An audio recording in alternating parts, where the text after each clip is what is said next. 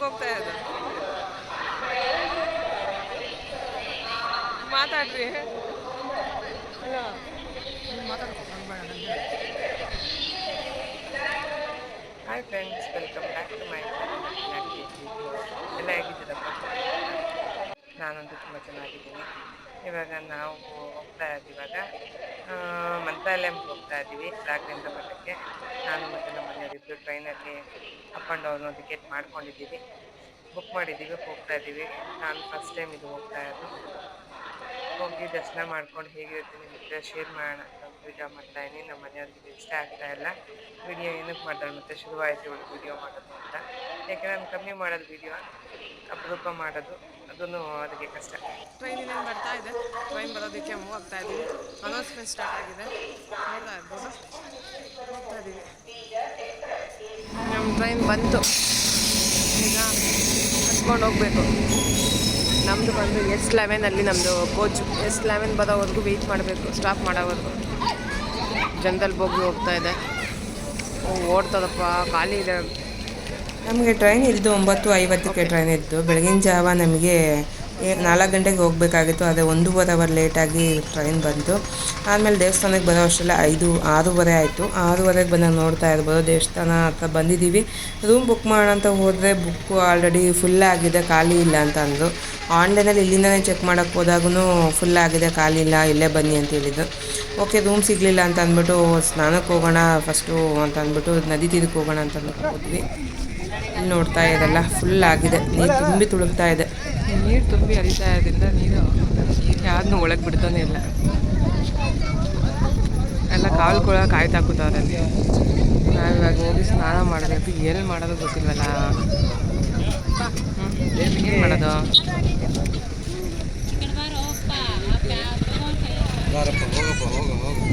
ಇಲ್ಲಿ ಪಕ್ಕದಲ್ಲಿರುವಂಥ ಡ್ಯಾಮು ಕೂಡ ಓಪನ್ ಆಗಿರೋಂಥ ನೀರು ಫುಲ್ ತುಂಬಿ ಹರಿತಾ ಇದೆ. ಜೊತೆಗೆ ಈ ಕಡೆ ಲೇಡೀಸ್ಗೆ ಒಂದು ಕಡೆ, ಜೆಂಟ್ಸ್ಗೆ ಒಂದು ಕಡೆ ಸ್ನಾನಕ್ಕೆ ವ್ಯವಸ್ಥೆ ಮಾಡಿದ್ದಾರೆ. ಆದರೆ ನಾವು ಎಲ್ಲಿ ಮಾಡೋದು ಅಂತ ಯೋಚನೆ ಮಾಡ್ತಾ ಇದ್ದೀವಿ. ಇದು ಫಸ್ಟ್ ಟೈಮ್ ನಾನು ಬಂದಿರೋದೆ, ನನಗೆ ಅಷ್ಟಾಗಿ ಗೊತ್ತಿಲ್ಲ. ಇಲ್ಲಿ ಸ್ನಾನ ಮಾಡೋದಕ್ಕೆ ನನಗಿಲ್ಲಿ ಆಗಲಿಲ್ಲ. ರೂಮೇ ಮಾಡಿದ್ವಿ. ಇದು ಒಂದು ಚಿಕ್ಕದಾಗಿ ರೂಮು, ಒಂದು ಸ್ನಾನ ಮಾಡೋದಕ್ಕೆ ಅಂತ ಒಂದು ರೂಮ್ ಕೊಡ್ತಾರೆ ಅಂಥ ಟೈಮಲ್ಲಿ. ಬೇಕಾದ್ರೆ ಬರೀ ಸ್ನಾನ ಮಾಡಿ ರೆಡಿ ಆಗೋದಕ್ಕೆ ಅಂತ ಅಂದ್ಬಿಟ್ಟು ಒಂದು 150 ರೂಪಾಯಿ 200 ರೂಪಾಯಿನ ತೊಗೊಂಡ್ರು ನಮ್ಮ ಹತ್ರ. ತೊಗೊಂಡು ಸ್ನಾನ ಬಿಸಿನೀರಕ್ಕೆ ಒಂದೊಂದು ಬಿಂದಿಗೆ ನೀರು ಕೊಟ್ಟರು. ಬಿಸಿನೀರು ಸ್ನಾನ ಮಾಡಿ ದೇವಸ್ಥಾನ ಹತ್ರ ಬಂದ್ವಿ. ನೋಡ್ತಾ ಇದ್ದಲ್ಲ ದೇವಸ್ಥಾನ ಕಲರ್ಫುಲ್ಲಾಗಿ ತುಂಬ ಚೆನ್ನಾಗಿ ಕಾಣ್ತಾ ಇದೆಯಲ್ಲ ರಾಯರ ಮಠ. ನಾನು ತುಂಬಾ ಪಾಸಿಟಿವ್ ಫೀಲ್ ಆಯಿತು. ಯಾಕೆಂದರೆ ಫಸ್ಟ್ ಟೈಮ್ ಇಲ್ಲಿ ಹೋಗಿದ್ದು. ಆ ಕಲರಿಂಗ್ ಆಗಿರ್ಬೋದು, ಆ ಕಡೆ ಕಲರ್ ಬೋರ್ಡಲ್ಲಿ ಪೇಂಟಿಂಗ್ ಆಗಿರ್ಬೋದು, ಪ್ರತಿಯೊಂದು ಕೂಡ ನನಗೆ ತುಂಬ ಚೆನ್ನಾಗಿ ಅನ್ನಿಸ್ತು. ಒಳ್ಳೆ ಪಾಸಿಟಿವ್ ಫೀಲಿಂಗ್ ಬಂತು, ಖುಷಿ ಆಯಿತು.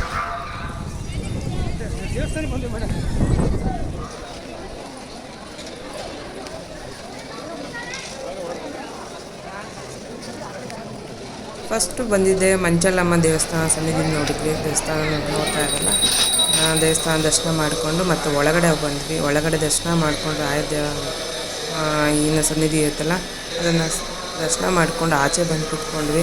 ನೋಡ್ತಾ ಇಲ್ಲ, ತುಂಬ ಜನ ಭಕ್ತಾದಿಗಳು. ಇದು ಕಮ್ಮಿ ಅಂತೆ, ವೀಕೆಂಡ್ ಬಂತು ಅಂದರೆ ತುಂಬ ಜನ ಇರ್ತಾರೆ. ನಾವು ವೀಕ್ ಡೇಸಲ್ಲಿ ಹೋಗಿದ್ವಿ, ವೀಕೆಂಡಲ್ಲಿ ರೆಡಿ ಮಾಡಿಲ್ಲ, ಎಲ್ಲ ರೆಡಿ ಮಾಡ್ತಾ ಇದ್ದಾರೆ. ಇನ್ನು ಇವಾಗ ದೇವಸ್ಥಾನದ ಒಳಗಡೆ ಎಲ್ಲ ಇವಾಗ ರೆಡಿ ಆಗ್ತಾ ಇದೆ. ನೋಡ್ತಾ ಇರ್ಬೋದಲ್ಲ, ಇವಾಗ ಕಟ್ಟಡಗಳನ್ನೆಲ್ಲ ಒಳಗಡೆ ಪೇಂಟಿಂಗ್ ಆಗಿರ್ಬೋದು, ಆ ಗೋಲ್ಡನ್ ಪ್ಲೇಟ್ ಆಗಿರ್ಬೋದು, ಪ್ರತಿಯೊಂದು ಕೂಡ ಇವಾಗ ಅದೆಲ್ಲ ರೆಡಿ ಮಾಡ್ತಾ ಇದ್ದಾರೆ. ಇವಾಗ ಡೆವಲಪ್ ಆಗ್ತಾ ಇದೆ ಅಂತ ಅಂದ್ಕೊಂಡೆ. ದೇವಸ್ಥಾನ ಮೊದಲುಗಿಂತ ಇವಾಗ ಚೆನ್ನಾಗಿ ಆಗ್ತಾ ಇದೆ ದೇವಸ್ಥಾನ. ಫುಲ್ಲು ಸುತ್ತೂ ಅಷ್ಟೇ ಇದೇ ಥರ ಕಟ್ಟಡನ ರೆಡಿ ಮಾಡ್ತಾನೆ ಇದ್ದಾರೆ. ಇನ್ನೂ ಫಿನಿಶ್ ಆಗಿಲ್ಲ. ಸೋಮವಾರ ಜನ ಇಲ್ಲ ಅಂತ ಅಂದ್ಕೊಂಡು ಬಂದ್ವಿ. ಟ್ರೈನಲ್ಲೇ ಸಿಕ್ಕಾಪಟ್ಟೆ ಜನ ಇದ್ದರು. ಇವಾಗ ಇಲ್ಲಿ ಬಂದು ಇಷ್ಟು ಜನ ಇದ್ದಾರೆ. ಆದರೆ ಇದೇ ಕಮ್ಮಿ ಅಂತೆ. ಏನು ಶುಕ್ರವಾರ ಶನಿವಾರ ಬಂತು ಅಂದರೆ ಇನ್ನೂ ಜಾಸ್ತಿ ಜನ. ಇವತ್ತೇ ಸ್ವಲ್ಪ ಕಮ್ಮಿ ಜನ.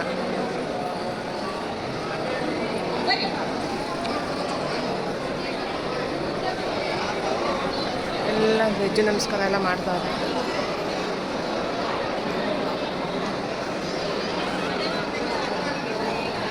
ಭಗವಂತ ಇಲ್ಲಿ ಪ್ರದಕ್ಷಿಣೆ ಮಾಡ್ತಾಯಿದ್ದಾರೆ. ಎಲ್ಲ ಹೆಜ್ಜೆ ನಮಸ್ಕಾರ, ಮತ್ತು ವಯಸ್ಸಾದವರಾಗಿರ್ಬೋದು, ವಯಸ್ಸು ಹುಡುಗರಾಗಿರ್ಬೋದು, ಪ್ರತಿಯೊಬ್ಬರು ಕೂಡ ಮಕ್ಕಳು ಎಲ್ಲರೂ ಮಾಡ್ತಾಯಿದ್ದಾರೆ. ಇಲ್ಲಿ ಏನಪ್ಪ ಅಂತಂದರೆ, ಇಲ್ಲಿ ಚಿಕ್ಕದೊಂದು ಹುಡುಗ ನೋಡ್ತಾ ಇರಲ್ಲ, ಆ ಹುಡುಗ ಪ್ರದಕ್ಷಿಣೆ ಮಾಡ್ತಾವನೆ, ಹೆಜ್ಜೆ ನಮಸ್ಕಾರ ಮಾಡ್ತಾವನೆ. ಆ ತಾಯಿ ಹಿಂದೆಗಡೆ ಹೆಜ್ಜೆ ನಮಸ್ಕಾರ ಮಾಡ್ತಾರಲ್ಲ, ಅವ್ರು ಹೆಜ್ಜೆ ನಮಸ್ಕಾರ ಆಗ್ತಾಯಿದ್ರೆ ಅವ್ರ ತಾಯಿಗೆ ಹೆಜ್ಜೆ ನಮಸ್ಕಾರ, ಅವ್ರಿಗೆ ತಾಯಿ ಅವ್ರ ಬಗ್ಗೆ ನಮಸ್ಕಾರ ಹಾಕಿದಾಗ ಅವ್ನ ತಾಯಿಗೆ ನಮಸ್ಕಾರ ಆಗ್ತಾಯಿದ್ದ. ಆ ತಾಯಿ 2-3 ಸಲ ಹೇಳಿದ್ಮೇಲೆ ಅವನು ವಾಪಸ್ ಈ ಥರ ನಮಸ್ಕಾರ ಹಾಕಕ್ಕೆ ಸ್ಟಾರ್ಟ್ ಮಾಡಿದ ದೇವರಿಗೆ. ಅವ್ನು ಫಸ್ಟ್ ನಮಸ್ಕಾರ ಹಾಕಿದ್ದ ಅವನ ತಾಯಿಗೆ. ಖುಷಿಯಾಯಿತು ನನಗೆ. ವಿಡಿಯೋ ಮಾಡೋ ಅಷ್ಟರಲ್ಲೇ ಅವನು ಚೇಂಜ್ ಮಾಡ್ಕೊಂಡು ಆ ತಾಯಿ ಹೇಳ್ದಂಗೆ ಕೇಳ್ತಾ ಇದ್ದ. ದರ್ಶನ ಮುಗೀತು. ದರ್ಶನ ಮುಗಿಸ್ಕೊಂಡು ಆಚೆ ಬಂದ್ವಿ. ನೋಡೋದಲ್ಲ ಎಷ್ಟು ಚೆನ್ನಾಗಿ ಕಾಣ್ತಾ ಇದೆಯಲ್ಲ, ಗೋಲ್ಡನ್ ಕಲರಲ್ಲಿ ಫುಲ್ಲು. ಅದಾದಮೇಲೆ ಸೆಲ್ಫಿ ಫೋಟೋಸ್ ತೊಗೊಂಡ್ವಿ. ನಾನು ನಮ್ಮ ಮನೆಯದು ಸೆಲ್ಫಿ ತೊಗೊಂಡ್ವಿ. ಸೆಲ್ಫಿ ಅಷ್ಟು ಬಂದಿಲ್ಲ ಅಂದ್ಬಿಟ್ಟು ಸ್ವಲ್ಪ ಫ್ರೆಂಡ್ಸ್ ಯಾರಾದರೂ ಕೇಳಿ ಫೋಟೋ ತೆಗೆಸ್ಕೊಂಡ್ವಿ. ಅದಾದಮೇಲೆ ಪಂಚಮುಖಿಗೆ ನೋಡೋಣ ಅಂತ ಅಂದ್ಬಿಟ್ಟು ಗಾಡಿಯಲ್ಲಿ ಕೂತಿದ್ವಿ. ಪಂಚಮುಖಿ ಆಂಜನೇಯ ದೇವಸ್ಥಾನಕ್ಕೆ ಅಂದ್ಬಿಟ್ಟು ಕರ್ಕೊಂಡು ಹೋಗ್ತಾರೆ. ಅಲ್ಲಿ ಆಚೆ ಬಂದರೆ ತುಂಬ ಗಾಡಿಗಳು ನಿಂತಿರ್ತವೆ, ಪಂಚಮುಖಿ ಅಂದ್ಕೊಂಡು. ಅದರಲ್ಲಿ ಯಾವುದಾದ್ರೂ ಒಂದು ಗಾಡಿ ಮಾತಾಡಿ ನೀವು ಹೋಗ್ಬಿಟ್ಟು ಬಂದರೆ ತುಂಬ ಚೆನ್ನಾಗಿರುತ್ತೆ. ಒಂದು 5-6 ದೇವಸ್ಥಾನಕ್ಕೆ ಕರ್ಕೊಂಡು ಹೋಗ್ತಾರೆ. ಅಲ್ಲಿ ನಿಯರೆಸ್ಟ್ ಪಕ್ಕದಲ್ಲಿರೋ ಅಂಥದಕ್ಕೆಲ್ಲ ಎಲ್ಲ ಟೂರೂ ಮಾಡಿಕೊಂಡು ಕರ್ಕೊಂಬಂದು ಬಿಡ್ತಾರೆ.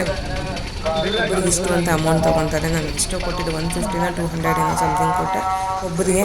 ಅಂದರೆ ಎಲ್ಲ ಗುಂಪಲ್ಲಿ ಕರ್ಕೊಂಡು ಹೋಗೋದ್ರಿಂದ ಸ್ವಲ್ಪ ಕಮ್ಮಿ ಆಗುತ್ತೆ, ಒಬ್ಬೊಬ್ಬರಿಗೆ ಕರ್ಕೊಂಡು ಹೋದರೆ ರೇಟ್ ಜಾಸ್ತಿ ಆಗುತ್ತೆ.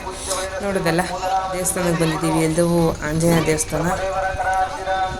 ದರ್ಶನ ಮಾಡಿಕೊಂಡು ಮತ್ತೆ ಮುಂದಕ್ಕೆ ಹೋಗೋಣ.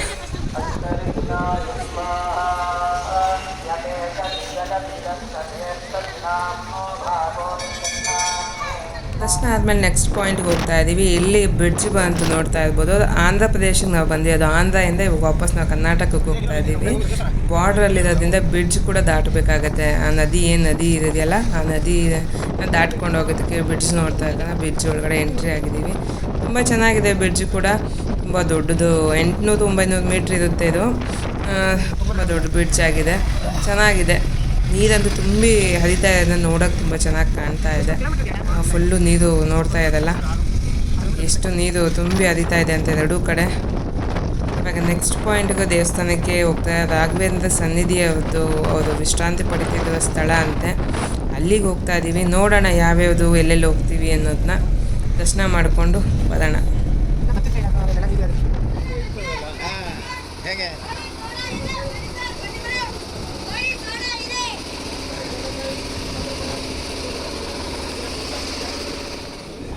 ರಾಯರು ಇಲ್ಲಿ ವಿಶ್ರಾಂತಿ ಪಡಿತಿದ್ದ ಸ್ಥಳ ಅಂತ ಇದು. ಅದಕ್ಕೆ ಇಲ್ಲಿ ನೀಟಾಗಿ ಸಗಣಿಯಿಂದ ಸಾರಿಸಿ ಅಲ್ಲಿ ನಾಗನ ಒಂದು ರಂಗೋಲಿಯನ್ನು ಹಾಕಲಾಗಿದೆ. ಇಲ್ಲಿ ಡೀಟೇಲ್ಸ್ ಎಲ್ಲ ಕೊಡಲಾಗಿದೆ, ಏನೇನು ಡೀಟೇಲ್ ಅಂತೆಲ್ಲ ನಾನು ನೋಡಲಿಲ್ಲ. ಇದಾದಮೇಲೆ ಇಲ್ಲಿ ನೋಡ್ತಾ ಇದ್ದಲ್ಲ ಎಷ್ಟು ನೀಟಾಗಿ ನಾಗನ ಚಿತ್ರನ ಬದಲಾಗಿದೆ. ವಿಶ್ರಾಂತಿ ಪಡೆಯುತ್ತಿರೋ ಸ್ಥಳ ಅಂತ ಅಂದ್ಬಿಟ್ಟು ಅಲ್ಲಿ ಬರೆದಿದ್ದಾರೆ.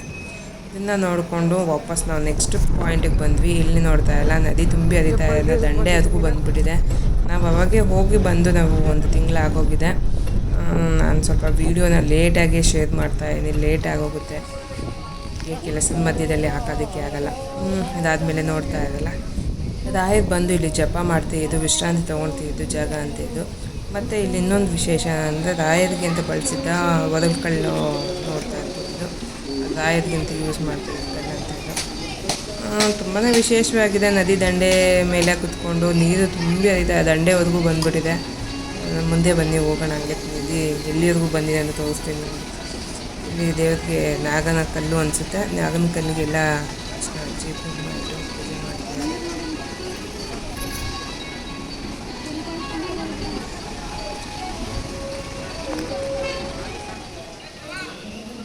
ಬಾ ಹೆಂಗೆ ನೀರು ಹರಿತಾರೆ, ತುಂಬಿ ಹರಿತಾರೆ. ನೀರು ಕುಚ್ಕೊಂಡೇ ಹೋಗ್ಬಿಡುತ್ತೆ.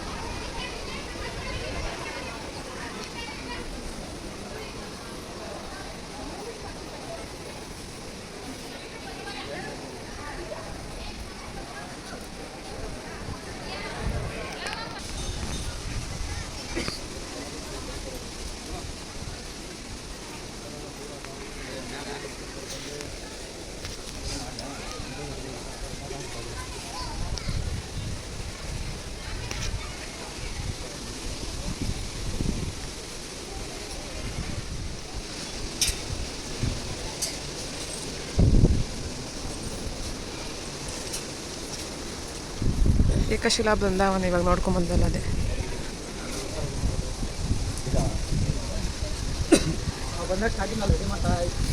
ಶ್ರೀ ಬಿಲ್ವಾಚಮ್ಮ ದೇವಸ್ಥಾನ ಪ್ರದೇಶ.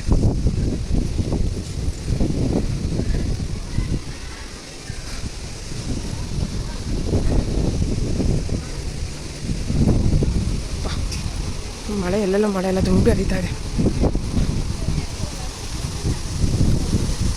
ತುಂಗಭದ್ರಾ ನದಿ ಹರಿತಾ ಇದೆ ನೋಡಿ.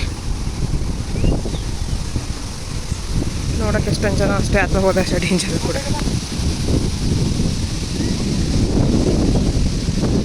ಈ ದೇವಸ್ಥಾನ ನೋಡ್ತಾ ಇಲ್ಲ, ಈ ದೇವಸ್ಥಾನ ಬಂದು ಬಿಚ್ಚಲಮ್ಮ ದೇವಸ್ಥಾನ ಅಂತ ಅಂದ್ಬಿಟ್ಟು. ಇದು ವಿಶೇಷ ಏನಪ್ಪ ಅಂತಂದರೆ ಬೆಲ್ಲ ಮತ್ತು ಬಾಳೆ ಹಣ್ಣಿನಿಂದ ಕಟ್ಟಲಾಗಿದೆ ಅಂತೆ ಗರ್ಭಗುಡಿನ. ಅದೇ ವಿಶೇಷ ಆಗಿದೆ ಈ ದೇವಸ್ಥಾನದ, ಬಿಚ್ಚಲಮ್ಮ ದೇವಸ್ಥಾನದ್ದು. ಓಕೆ, ಇದಾದಮೇಲೆ ನೆಕ್ಸ್ಟ್ ನಾವು ದೇವಸ್ಥಾನ ಎಲ್ಲ ಮುಗಿಸ್ಕೊಂಡು ಮುಂದೆ ಹೋದ್ರೆ ನೆಕ್ಸ್ಟ್ಗೆ ಸ್ಟಾಪ್ ಅಂತೀನಿ.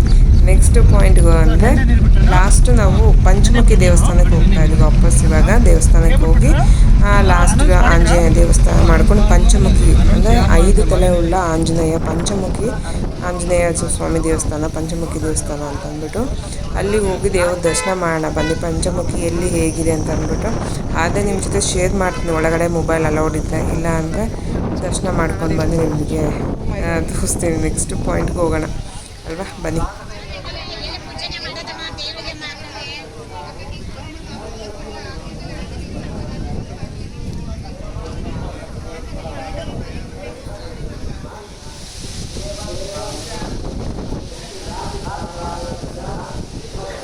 ದೇವರ ದರ್ಶನ ಆಯಿತು, ಇವಾಗ ವಾಪಸ್ ಹೋಗ್ತಾ ಇದ್ದೀವಿ. ಇನ್ನು ಹಿಂದೆಗಡೆ ಒಂದು ದೇವಸ್ಥಾನ ಇದೆ, ಅಲ್ಲಿ ಕೂಡ ಹೋಗಿ ನೋಡ್ಕೊಂಬರೋಣ. ಅಲ್ಲಿ ಒಳಗಡೆ ಫೋನ್ ಆಗಲಿ ಫೋಟೋ ಆಗಲಿ ಅಲೌಡ್ ಇಲ್ಲ, ಒಳಗಡೆ ಏನು ಯೂಸ್ ತೆಗಿಲಿಲ್ಲ. ಇದಾದಮೇಲೆ ಹಿಂದೆಗಡೆ ಹೋಗ್ತಾ ಇದ್ದೀವಿ, ಅದೇ ದೇವಸ್ಥಾನ ಇದೆ, ಹಿಂದೆಗಡೆ ಹೋಗ್ತಾ ಇದ್ದೀವಿ ಇವಾಗ.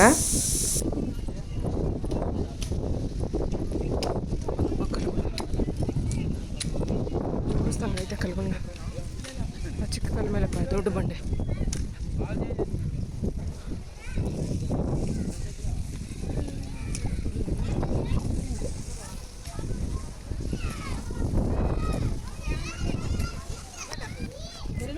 ಇರೋದು ಹಂಗೆ ಅನ್ಸುತ್ತೆ. ಹೌದು, ಹಾಸಿಗೆ ಮತ್ತು ದಿಂಬು ಪಿಲ್ಲು, ಹಾಸಿಗೆ ಪಿಲ್ಲು ಆದಮೇಲೆ ಎಲ್ಲ ಮಲಗ್ದಾಗ ಆಗೋ ಥರ.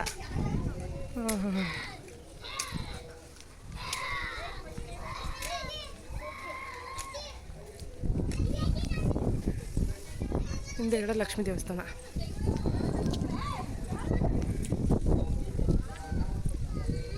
ಅಬ್ಬಾ ಈ ಕಡೆ ನೋಡಿ ಚೆನ್ನಾಗಿದೆ, ಕುತ್ಕೊಂಡು ಹೋಗೋದು. ಎಲ್ಲಿಗೆ ಹೋಗೋದು? ಆ ಕಡೆನೇ ಇದೆ, ಅದೇನಾ? ಇದು ನಾವು ಹೋಗಿ ಬಂದಿದ್ದಲ್ಲ ಪಂಚಮುಖಿ ದೇವಸ್ಥಾನ.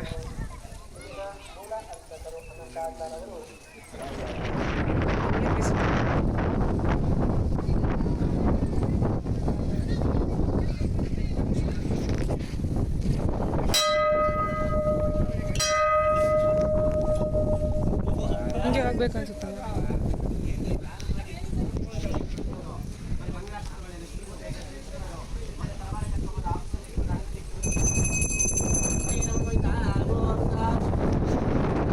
ಇಲ್ಲಿ ಲಕ್ಷ್ಮೀ ಸನ್ನಿಧಿ ಇದೆ, ದೇವರ ದರ್ಶನ ಮಾಡ್ಕೊಂಡು ವಾಪಸ್ ನಾವು ಮಂತ್ರಾಲಯಕ್ಕೆ ವಾಪಸ್ ಹೋಗ್ತಾ ಇದ್ದೀವಿ.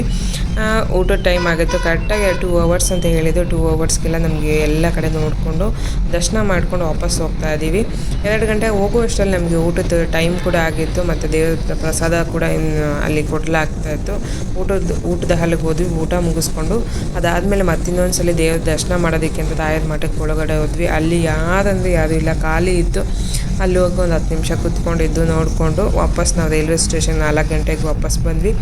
ನಮಗೆ ಬೆಳಗ್ಗೆ ನೈಟು 7 ಗಂಟೆಗೆ ಟ್ರೈನ್ ಇತ್ತು, ಬೆಳಗಿನ ಜಾವ 4 ಗಂಟೆಗೆಲ್ಲ ವಾಪಸ್ಸು ಬೆಂಗಳೂರಿಗೆ ಬಂದ್ವಿ. ಹೀಗಿತ್ತು ನಮ್ಮದೊಂದು ಚಿಕ್ಕದೊಂದು ಟ್ರಿಪ್ಪು.